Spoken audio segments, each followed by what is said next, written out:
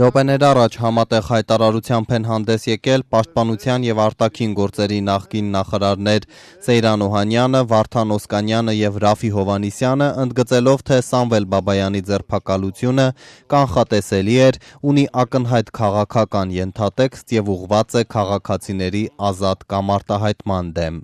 Ջրառատ գյուղում Օհանյան Ռաֆի Օսկանյան դաշինքի դեմ կազմակերպված ակնհայտ սադրանքը, ինչպես նաև դաշինքի շտաբների և պատգամավորության թեկնածուների նկատմամբ զանգվածային բնույթ կրող ճնշումները նպատակ էին հետապնդում վախի մթնոլորտ տարածելու և խոչընդոտելու մեր աշխատանքները, ասում են ընդդիմադիր առաջնորդները, իշխանությունների այս վարքագիծը գնահատելով որպես ընտրությունների արդյունքների վրա հակաօրինական միջոցներով ազդելուն ուղղված քայլ։